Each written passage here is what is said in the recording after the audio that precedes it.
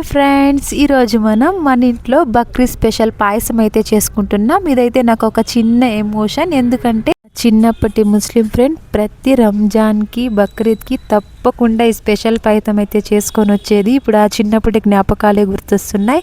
మన మతాలు వేరైతే మనుషులందరూ ఒకటే కదా, అలా జరుపుకుంటే ప్రతి పండగ కూడా అద్భుతం. ఇప్పుడు నా ముస్లిం ఫ్రెండ్ని తలుచుకుంటూ ఈ పాయసం అయితే చేస్తున్నాను. మీరు కూడా ట్రై చేసి ఎలా వచ్చిందో కామెంట్ చేయండి. మీరు కనుక నా ఛానల్ని ఫస్ట్ టైం చూస్తుంటే తప్పకుండా సబ్స్క్రైబ్ చేయండి, అలాగే లైక్ కూడా చేయండి. ఇక వీడియో అయితే స్టార్ట్ చేసేద్దాం.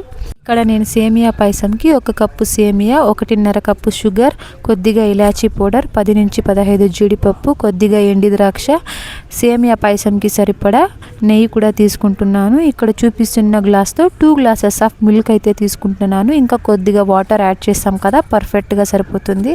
ఇప్పుడైతే స్టవ్ ఆన్ చేసుకొని ప్యాన్ పెట్టుకొని ప్యాన్లో 2 టేబుల్ స్పూన్ ఆఫ్ గీ వేసుకొని 10 నుంచి 15 జీడిపప్పు వేసుకొని లో ఫ్లేమ్లో స్లోగా ఫ్రై చేసుకోండి. ఇప్పుడైతే ఎండు ద్రాక్ష కూడా వేసుకొని ఇవి రెండు బాగా కలర్ చేంజ్ అయ్యే వరకు ఫ్రై చేసుకొని ఇంకొక గిన్నెలోకి అయితే ట్రాన్స్ఫర్ చేసుకోవాలి. ఇప్పుడు అదే ప్యాన్లోకి 1 కప్పు సేమియా కూడా వేసి ఖచ్చితంగా లో ఫ్లేమ్లోనే సేమియా అనేది మనం రోస్ట్ చేసుకోవాలి. ఎందుకంటే సేమియా మాడిపోతే పాయసం టేస్ట్ అనేది అస్సలు బాగోదు. సో దగ్గరుండి నెమ్మదిగా కొంచెం టైం తీసుకున్నా పర్వాలేదు, ఇలా లైట్ గోల్డెన్ కలర్ వరకు వస్తుంది. ఇక్కడ ఇలా మనం కదిపితే ఒకదానికొకటి అతుక్కోకూడదు, అలా చేస్తే సేమియా పాయసం అనేది చాలా బాగుంటుంది.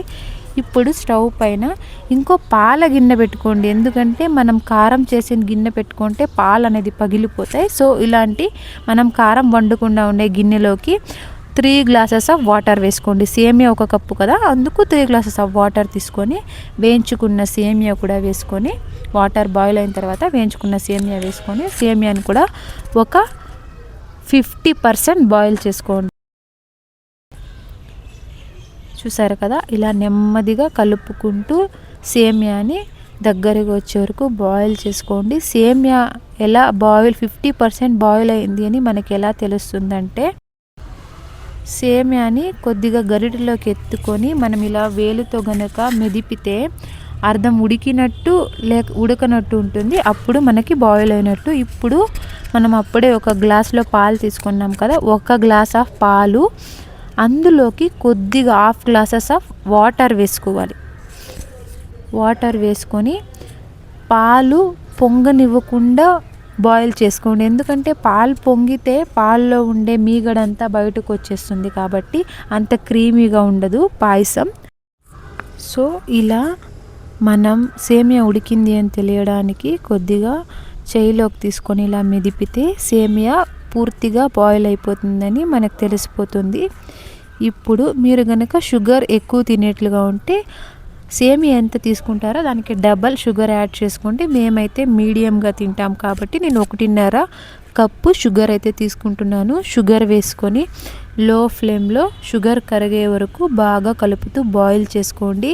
ఇందులోకి ఇలాచీ పౌడర్, కొద్దిగా షుగర్ వేసుకొని మిక్సీ చేసుకుంటే ఇలాచీ పౌడర్ అయిపోతుంది. ఇలాచీ పౌడర్ కూడా వేసుకొని మీ దగ్గర బాదం పౌడర్ అవైలబుల్గా ఉంటే వేసుకోండి. నేను ఇక్కడ MTR బాదం పౌడర్ అయితే వాడుతున్నాను.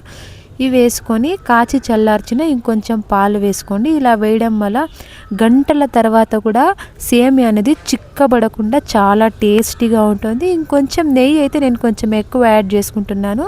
చితే గనక సన్నగా కట్ చేసుకొని నేతిలో వేయించుకున్న పచ్చి కొబ్బరి యాడ్ చేసుకోండి. నేనైతే ఇక్కడ యాడ్ చేయట్లేదు. మీకు గనక ఈ వీడియో నచ్చినట్లయితే తప్పకుండా లైక్ చేయండి, అలాగే సబ్స్క్రైబ్ చేయండి. వీడియో మొత్తం చూసినందుకు థ్యాంక్ యూ.